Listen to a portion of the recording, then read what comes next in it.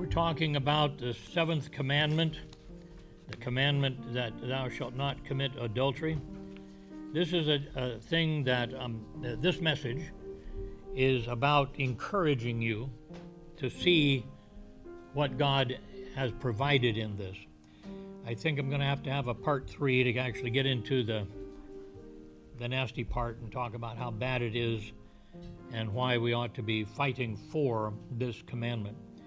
But let's bow in silent prayer and ask the Lord to apply this message to our own heart, to encourage us in the things of the Lord.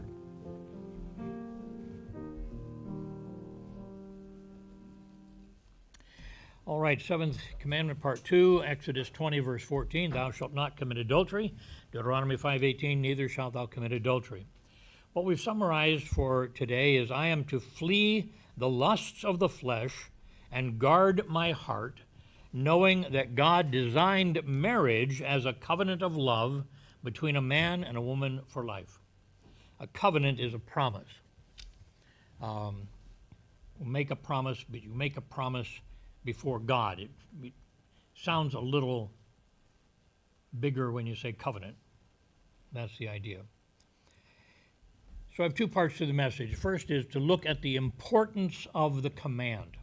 The importance of the command, of the commandment. With this, there are 2 ways of looking at it. First of all, marriage is God's first human institution. If we want to back up and look at this from God's point of view, which we can't do, of course, he's so much greater than we are, but the thing is, this is the first thing that he was interested in, the first human institution. Genesis 2:24, therefore shall a man leave his father and his mother and shall cleave unto his wife, and they shall be one flesh. He's talking to people that did not have a father and mother. He's talking to Adam and Eve. He made them out of the dust and out of a rib. So they didn't have mother and father, but they understood how that was going to work. I guess he explained to them. Maybe he had a handbook. I don't know how it worked. But the thing was, he explained it to them. They understood this. And so their children would leave them to be married themselves, you see. Now, there's an important part in all of this. There is the leaving. I know of a couple that's going through a tough time. I read this on Facebook, how that she's just grieving because her husband hasn't actually left his home, left his family, his mother. But it is to be a leaving. As we mentioned under the commandment to honor our parents, we are to continue to listen to and respect our parents. But we are to leave that family relationship and begin a new family. The husband is not to permit his parents to rule his family. His wife is no longer led solely by her parents, but by her husband. And so there is a leaving. Now, it's not actually a physical leaving. In the Old Testament, they basically sewed a room addition on a tent and moved in. They were living with, it was a tribe getting together. But there was an emotional leaving. There was a new family involved now, you see. And that's the way they were thinking about it. But not only is there a leaving, but there's a cleaving. A cleaving. The cleaving is to stay with, the word means stay with, to cling to. And unto death do us part. He doesn't mention that here at the very beginning, but he does say that. For instance, Romans 7:2 and 3, for the woman which hath an husband is bound by the law to her husband so long as he liveth. But if the husband be dead, she is loosed from the law of her husband. How did that happen? So then, if, while her husband liveth, she be married to another man, she shall be called an adulteress. But if her husband be dead, she is free from that law, so that she is no adulteress, though she be married to another man. And so it is to be until death. That is what the promise is. That's the covenant. We find it again in 1 Corinthians 7:39. The wife is bound by the law as long as her husband liveth. But if a husband be dead, she is at liberty to be married to whom she will, only in the Lord. So Christians ought to be married only in the Lord, to another Christian. This brings up that whole thing about divorce. And while we could spend an entire message on this and go into it carefully, let me just give you this much. God calls divorce putting away. It's not the way we would think about it, but that's what it is, putting away, and pretty much putting away the wife.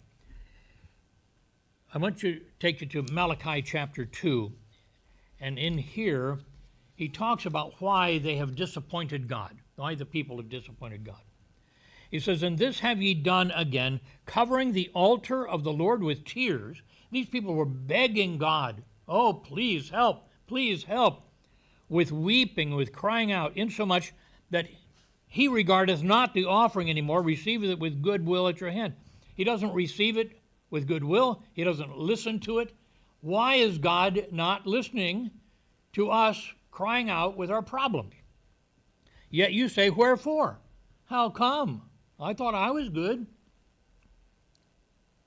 "Because the Lord hath been witness between thee and the wife of thy youth, against whom thou hast dealt treacherously."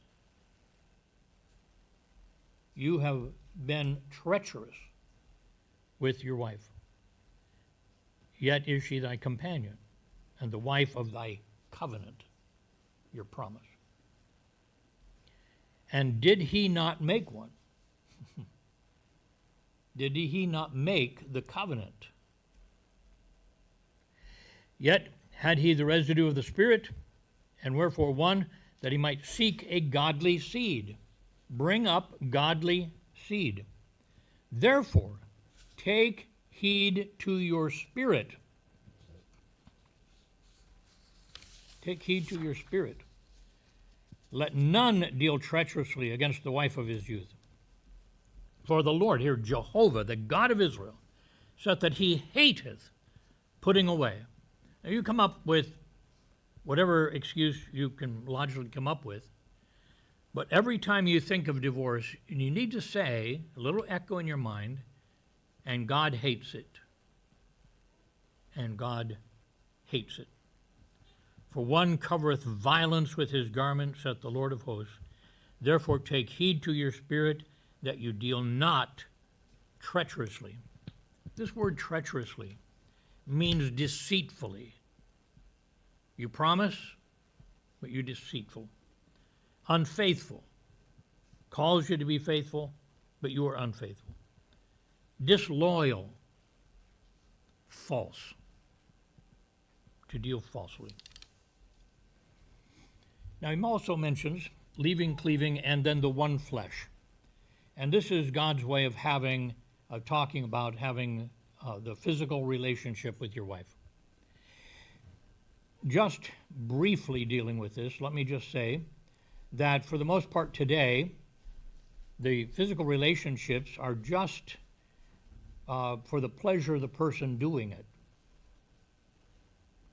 And this is not what God intended. He did intend for it to be pleasurable. He made it part and parcel of the whole thing. But that's not it. Just as God's concept of love is not doing what you like, but looking at others to help them, you see. To say, what do you need? How can I help? What can I do? What can I give? That's love.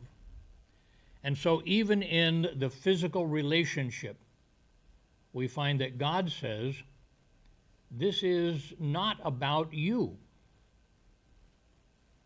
1 Corinthians 7, 2-4. "Nevertheless, to avoid fornication," he says, now, in a time when the gospel is really needed, it would be great if everybody said, "I don't have the time, I don't have a free weekend to get married, I'm just going to serve the Lord," and so on. But he said, "But to avoid fornication, immorality.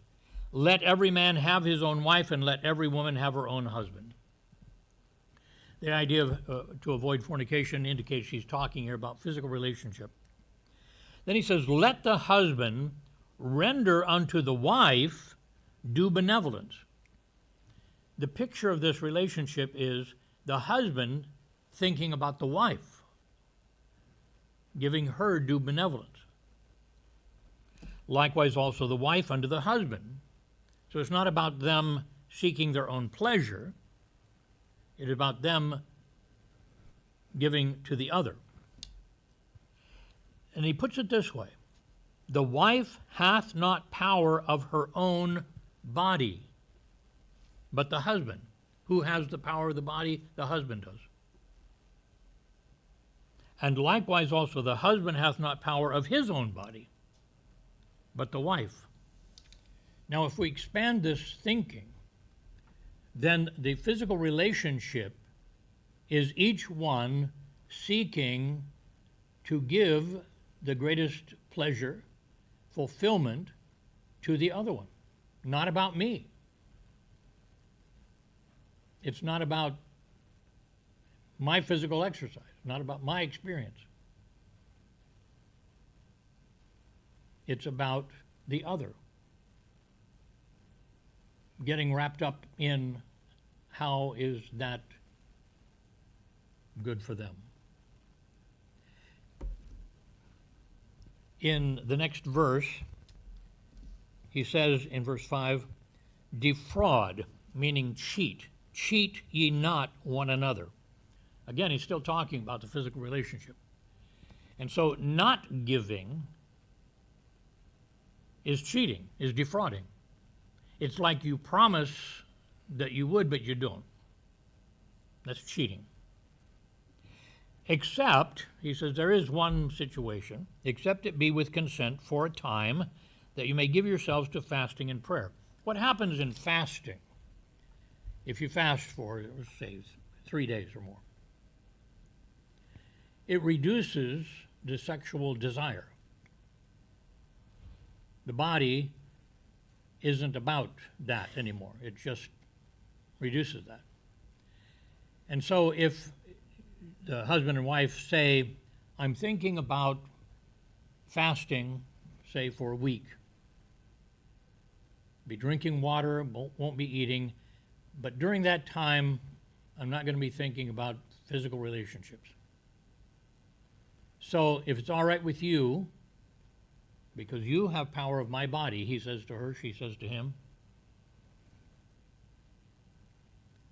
we will just not be together until we get back on food. So he says that would be the one extent. But then he says, and come together again. Go back to the physical relationship. Why? That Satan tempt you not for your incontinency, the lack of restraint in this regard. So he says, when husband and wife don't have relations with each other, this Satan's temptation is to have relations with somebody else. So a very brief instruction concerning the one flesh relationship. But I wanted to mention to you another importance, the importance in the foundation of human society. I had recognized this, and checking it out, I found that this is something that all of the people that have dedicated themselves to understand the Bible have come to a full understanding of this, that this is absolutely basic to human society.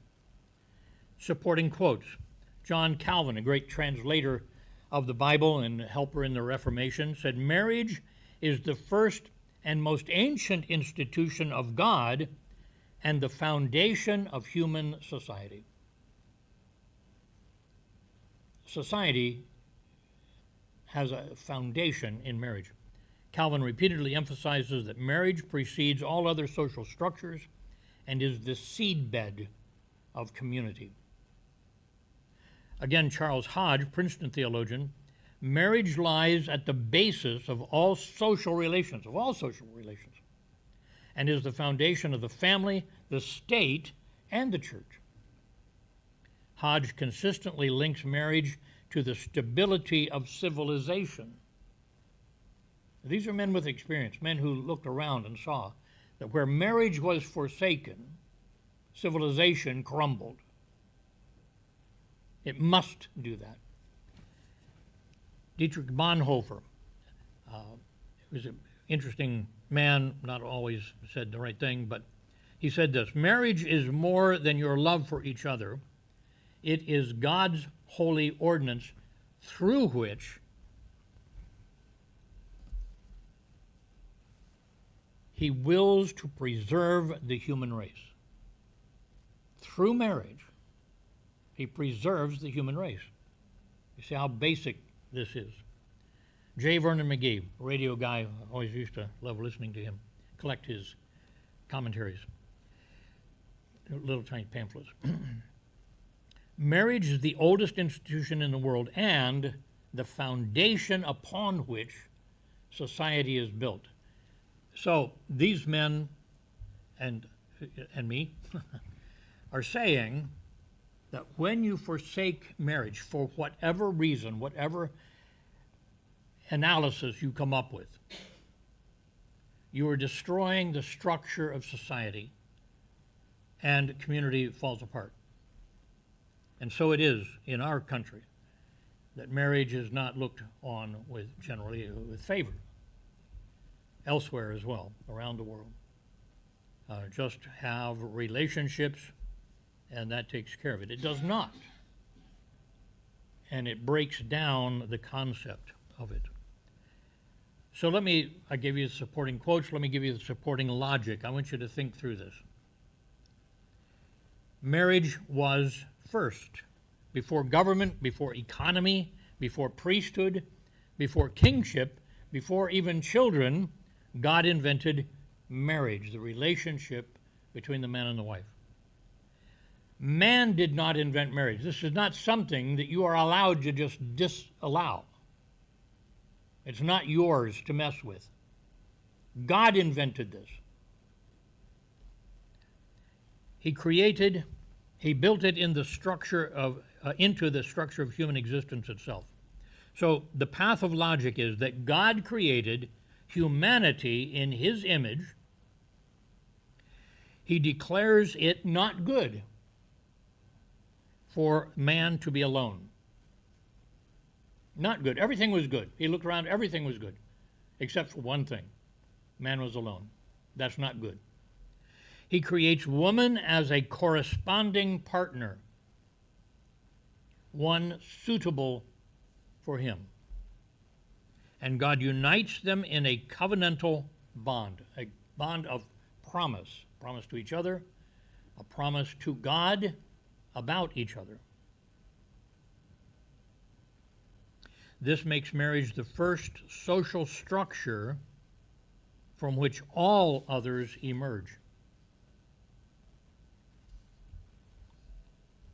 I want you to understand also, marriage creates the family as the smallest social unit. This is that basic social unit. Every society, ancient or modern, rests on some form of family structure. Marriage is the covenantal bond, that promise bond that stabilizes the family, defines parenthood, creates generational continuity, one generation after the other, provides a context for nurture, protection, and moral formation. Within the context of a proper marriage, there is the forming of the child in a with a morality. Without stable families, societies become fragmented, unstable, unable to transmit values, and unable to care for the vulnerable. This is the breaking up of community and society.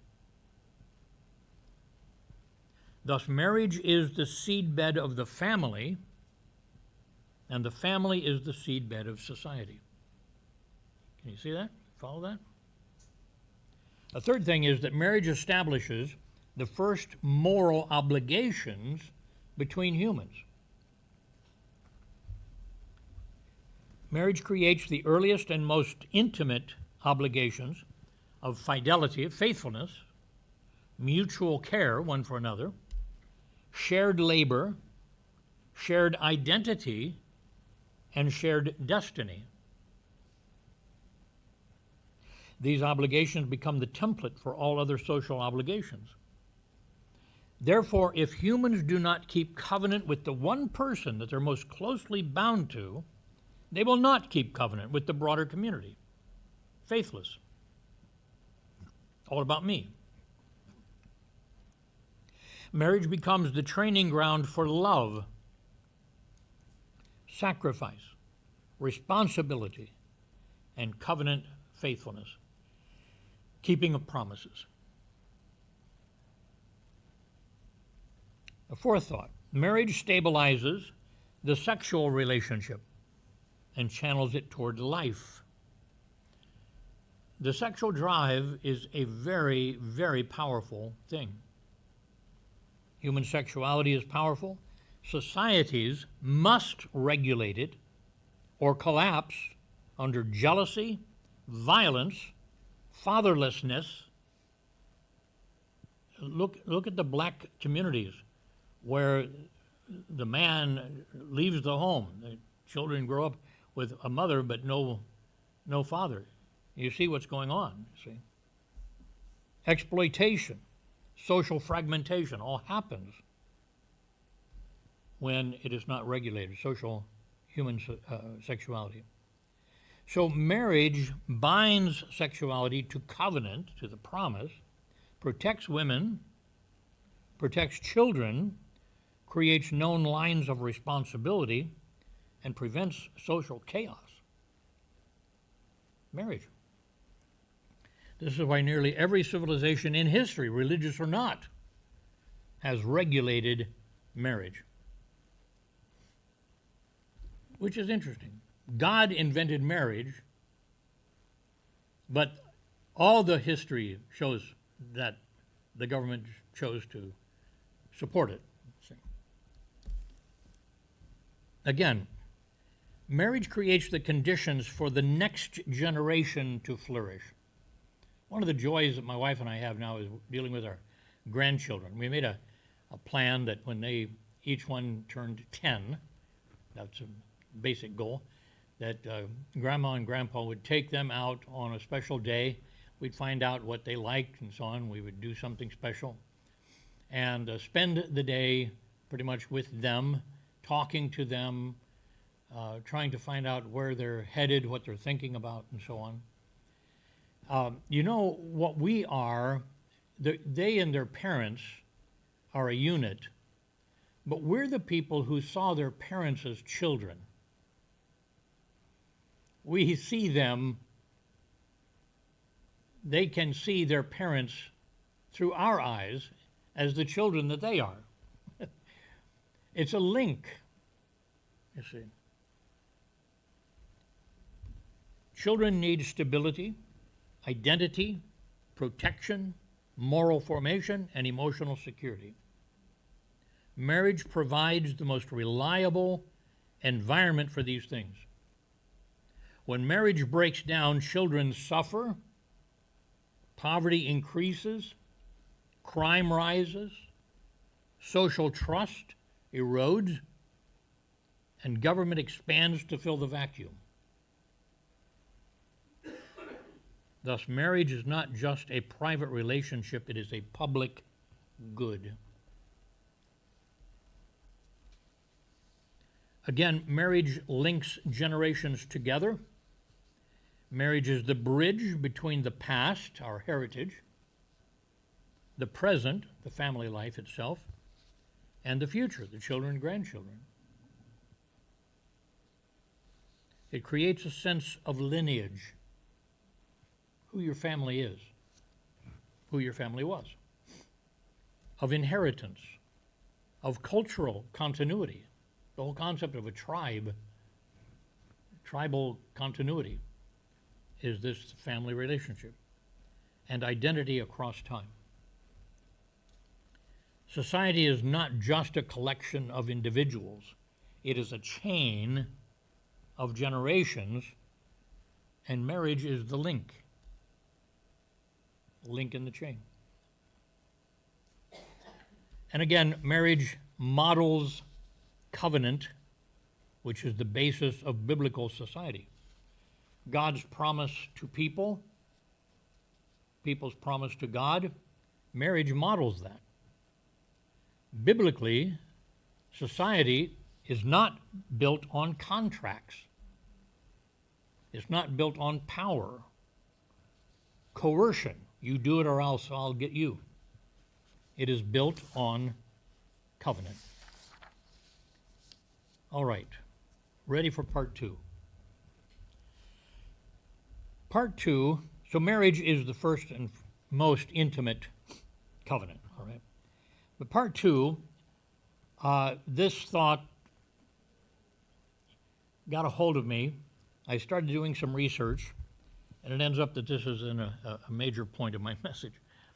And I'm going to say you probably haven't heard anybody else talk about this because I'm weird. I think about things that, and then I go off on it and find, hey, well, that's not bad thought. So I want to give you the example of the commandment, and one of the best ones I can imagine. We remember the life of Joseph in the Old Testament. Remember what happened with him? A young man, out of jealousy, his brothers sold him as a slave into Egypt. He served under Potiphar, who was an officer of Pharaoh's and captain of the guard. He was put as a slave in a household where it was the upper echelons of Egypt's power range. You also remember that he was a good-looking guy, and he did his work very well, and so Potiphar's wife tried to lure Joseph into an adulterous relationship. He refused, but lost his coat in the process. That was the second coat he had lost. Took the coat of many colors off of him and dipped it in blood and said, oh, we think an animal got him. You know?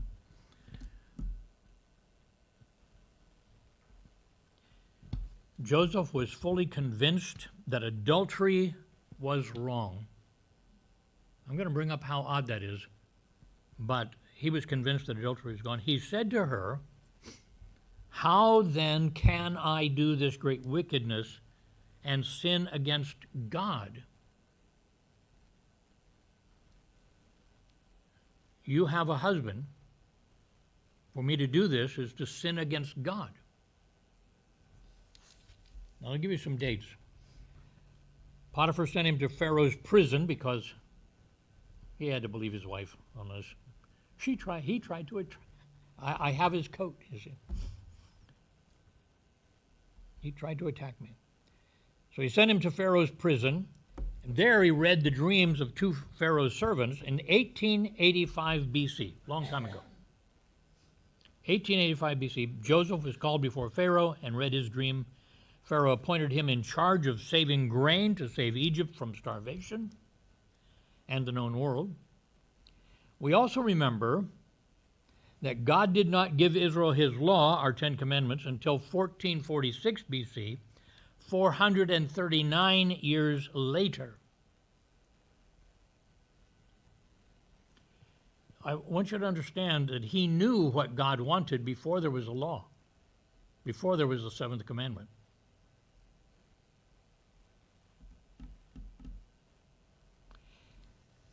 With Joseph's promotion came a wife,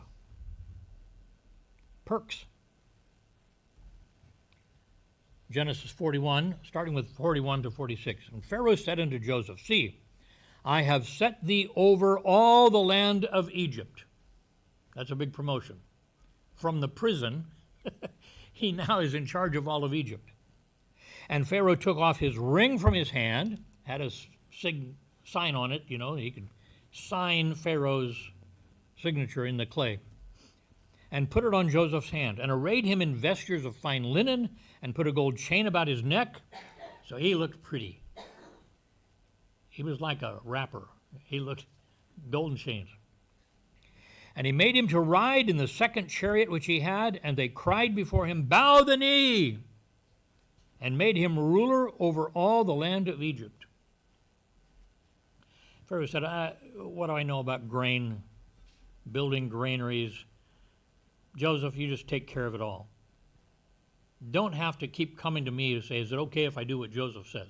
He just made him boss. And the Pharaoh said unto Joseph, I am Pharaoh, and without thee shall no man lift up his hand or foot in all the land of Egypt. I'm not giving you my job, but I'm telling you that nobody's going to lift a foot or lift a hand in this country unless you say so. You have that much control. And Pharaoh called Joseph's name Zaphnath-Paneah. There must be a whole Egyptian sentence in there someplace. And gave him to wife Asenath, the daughter of Potipharah, priest of On. And Joseph went out over all the land of Egypt, and Joseph was 30 years old when he stood before Pharaoh, king of Egypt. And Joseph went out from the presence of Pharaoh and went throughout all the land of Egypt. He started the job. He said, now all the grain is going to be gathered in, and you'll have to check it out with me to eat. But 7 years, we're going to have great harvests. And so you're not going to miss what you're giving to me. So he stored it up, had great granaries. And with that, the 7 years of famine came, and they had enough to last. Asenath, the daughter of Potipharah, priest of On. I had to find out about this. I was wondering about this woman. She gets into the deal. I think this would be a good deal. You know, you're going to get married. What? To a guy named Joseph. Where does he come from? Well, he came out of prison. What? This isn't going to sound good, see? But the Pharaoh, Potipharah says, my daughter, Pharaoh has made him the man in charge of the country. Oh, he's sort of a prince. My prince has come. But who was she? What would she have been? She was the daughter of Potipharah, priest of On. The city On is also called Heliopolis. Helios is the word for the sun. The Greek writers later said that Heliopolis was a place where Plato learned Egyptian wisdom. Pythagoras studied mathematics, Pythagorean theorem, you've heard of that. And Solon heard the story of Atlantis. He wrote later about the story of Atlantis. Hierapolis was a university place. People of knowledge gathered there. Here, the great temple to Ra, still honored by cheerleaders everywhere, who was the sun god, was built. And so Potipharah, priest of On, would have been the guy in charge of the great temple. You see? This is a big guy, big power. She came from a family of power. Now the head priest, Potipharah, served as royal advisor. He was called in by the Pharaoh. What do you think? Educator of princes. All the education there that we were talking about. Custodian of royal genealogies. Go check with Potipharah, see who's next in the line and so on. And a participant in coronation rituals. So he's right up there among the most powerful people in the country. Since the Pharaoh's legitimacy was tied in their thinking to the sun god, Ra, so the priests of On were politically powerful. This explains why Pharaoh gave Joseph a wife from this priestly family. He wasn't now a foreigner, a Hebrew that we got out of jail. He was integrated into the very heart of Egyptian power. Joseph's marriage also provided a release from the pain of his separation from family. I had wondered, thinking of the story, he seems to have handled it so well. He seems to have said, okay, now I'm a slave in this house. I'm just going to try to do the best job I can, and he did. It says that he was so good at his job that he was the slave, his master didn't know anything that went on in his house. The master became like the slave who didn't know anything, and the slave became like the master who ordered things, brought things in. He just took care of stuff. And he did it better than the master had done before, so he was happy to have him do it. This is why he looked so attractive to his wife, I guess. Then he sent him to prison, and he seems to have said, okay, so now I'm in prison. I'm going to try to do the best job I can. And in just a bit, the warden says, let's just let Joseph do it. He does a better job than anybody else. And so now the warden doesn't know what's going on in the prison. Everything's turned over to Joseph. He was just that kind of guy, rose to the top. And I wondered, maybe all that in the past didn't bother him. But there was a clue. There was a clue that it did bother him and bothered him deeply. But it was resolved.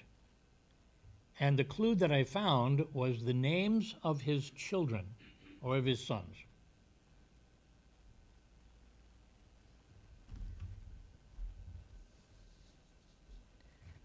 The release of his pain, his leaving was emotional. He named his sons Manasseh, the first son, meaning causing to forget. And he explained it. For God, said he, hath made me forget all my toil and all my father's house. You see, that bothered him a lot. He loved his family. He even loved his brothers. And to find that they hated him enough to try to kill him, and then they got talked down to just selling him as a slave, that bothered him a lot. Well, when little Manasseh was born, he said, I have my own family. All the love that I wished had been shared before, I now can share. My wife, my family. His cleaving was also emotional. His second son was Ephraim, meaning I shall be doubly fruitful. 2 children, 2 boys. Doubly fruitful. For God hath caused me to be fruitful in the land of my affliction. Yeah, all of this bothered him a lot. Bothered him a lot. But with the family, with his wife and children, he was given a blessing. This was literally a dream come true. You remember his dream? I had a dream that everybody was bowing down to me, even my brothers and my mother and father. Came true. Literally a dream come true. But I had this question in my mind. What was it like for Asenath? What was her experience? As Potiphar's daughter, Asenath belonged to one of the most elite priestly families in Egypt, and she would have been highly educated and aristocratic. You know the type? Imagine with me, because this is imagination, but checking back about the background of the priest and so on, imagine with me the kind of religious cultural shock she had entering into a marriage with a Hebrew like Joseph. I mean, with a Hebrew, very different culture, but one like Joseph. So she transitioned from believing in many gods. She grew up with Ra as the supreme deity over a cosmos, populated by dozens of gods. They had the crocodile gods, they had the god of the Nile, all these things. These gods were numerous, interdependent, and often morally ambiguous. You couldn't go to the gods to find out what was right and wrong. Joseph introduces her to one God who is unseen, unmade. Nobody made him, you see. Unchanging and morally perfect. He depended on no human rituals. There was no tabernacle yet. No temple. No human rituals, and was not represented by images. That was forbidden, surely even then. So this was a total reorientation of reality for her. Try to get her mind around what he thinks of as God. As a priest's daughter, Asenath would have been raised around daily temple rituals, sacred objects, incense, offerings, and processions. And the belief that human ritual sustains divine order. Who's dependent on who here? Their rituals kept the divine order, kept the sun going. By contrast, Jehovah God was relational, person to person, covenantal, made promises. Abraham, Isaac, Jacob, his father, Israel, Joseph. Covenantal, ethical rather than ritualistic, and focused on trust, obedience, and providence, providing for his own. Asenath came from a world of fear to a home of love. All the old religions, no matter how the movies misportray it, all the old religions were based on fear. Try to make sure that the gods don't notice you're around or you're in trouble. Egyptian religion was a religion of fear of divine displeasure, anxiety about the afterlife, and strict ritual obligations. Joseph's household was shaped by love, forgiveness. She was going to see him forgive his family, forgive his brothers. Providence, and a God who meant even her husband's suffering for good. He says, oh, now I see it. I had to be here. This was the shortcut to the ruling Egypt. Coming through Potiphar, a Pharaoh guy. He put him in the Pharaoh prison, where he met the Pharaoh's servants, you see.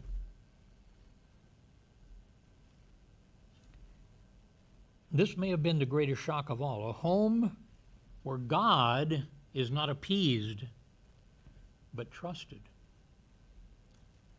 Can you imagine that this was pleasing?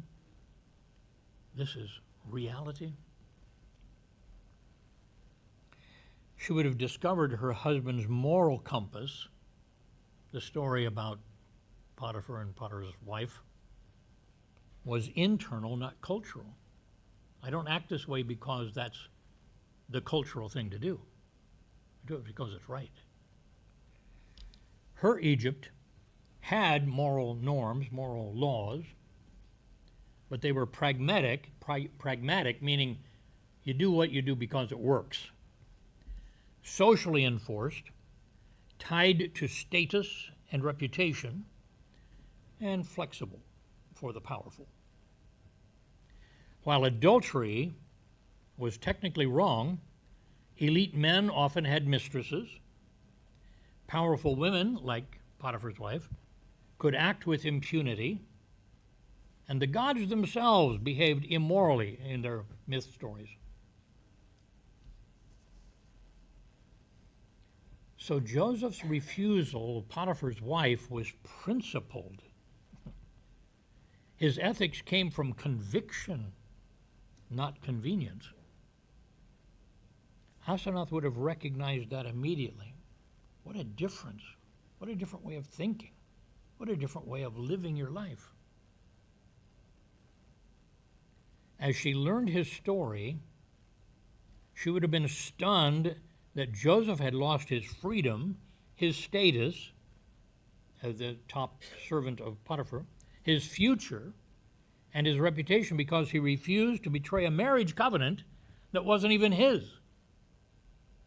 He protected Potiphar's marriage at the cost of his own life. How safe would Asenath feel with such a husband?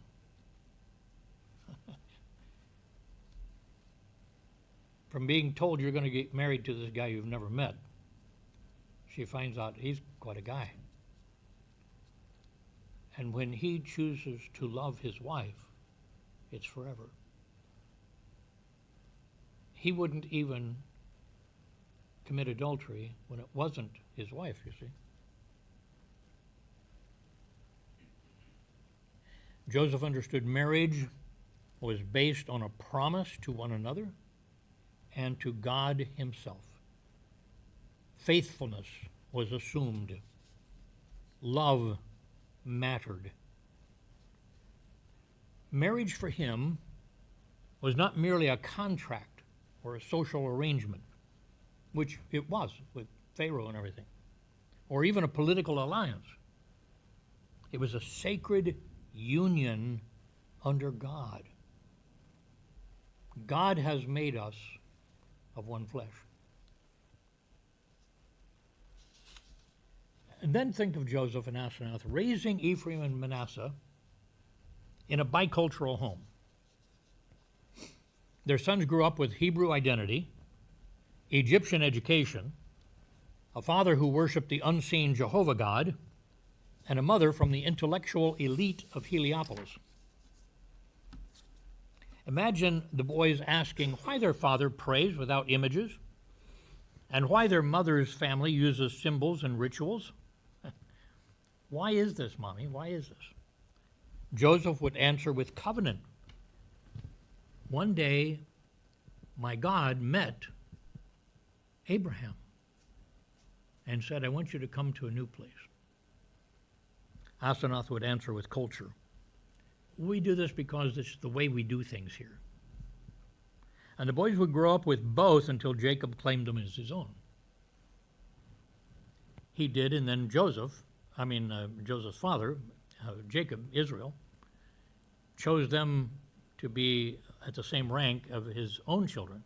That's why Ephraim and Manasseh are tribes of Israel. When Asenath saw Joseph honoring his father when he came to Egypt, imagine that story. This family that abandoned you, you're honoring them. She saw Joseph drop everything to meet him, weep openly, escort him with royal dignity to present him to Pharaoh, and ensure his comfort in Goshen. She learned something profound. Joseph's loyalty to family was not a weakness, it was strength. Egyptian aristocracy valued lineage, but Joseph valued God's promises to his lineage. She would begin to understand why her husband refused Potiphar's wife, why he forgave his brothers, why Joseph lived with such moral clarity.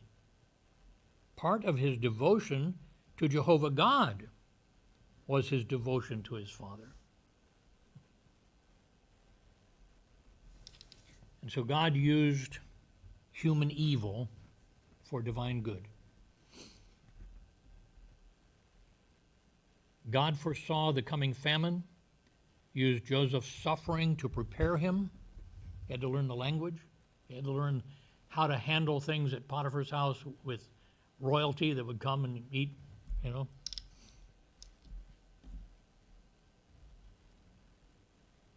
God prevented the brothers' evil intent to kill him.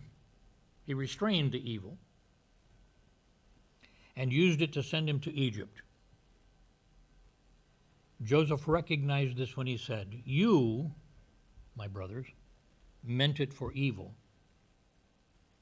They were saying, "Please don't kill us. Now that you have all the power, please don't kill us."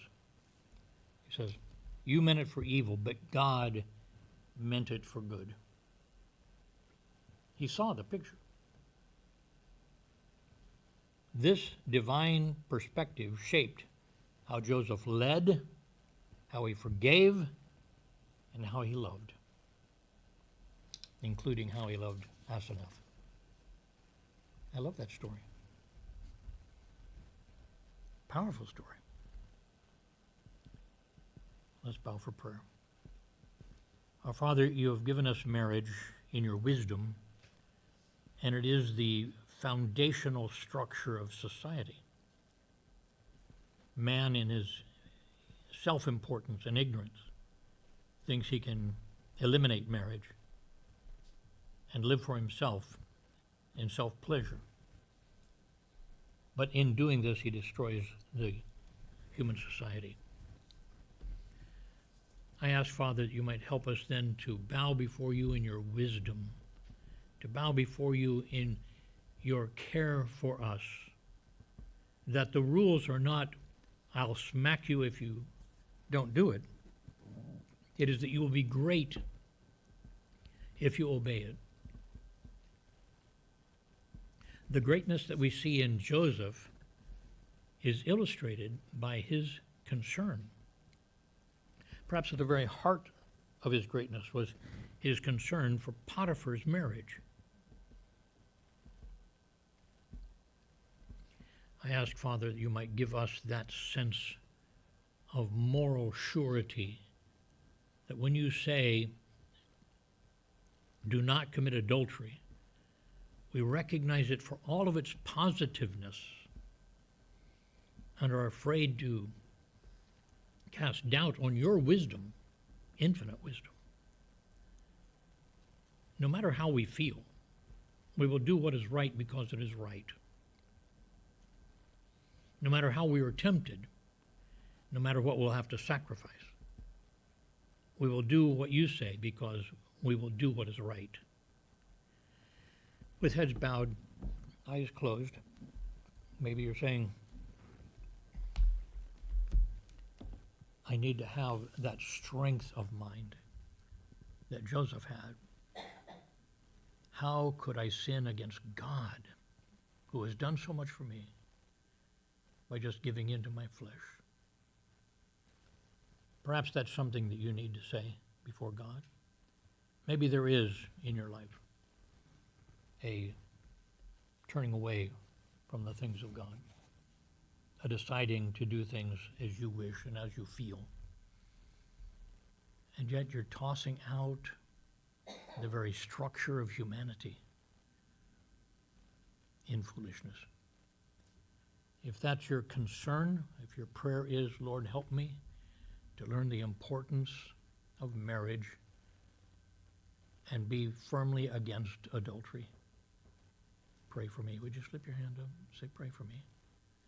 I need this to be a solid thing in my life. I need to know this as a solid basis, like Joseph did. Our Father, we turn to thee then, admiring your wisdom, admiring your ability to see the end from the beginning. And we ask that you might help us to reflect on that wonderful marriage of Joseph and Asenath, and the children that grew up to be strong, powerful, and leaders of a tribe themselves. They knew what life was like with their father being one who took a strong moral stand even when he had to sacrifice for it. Help us to be able to give that to our children as well.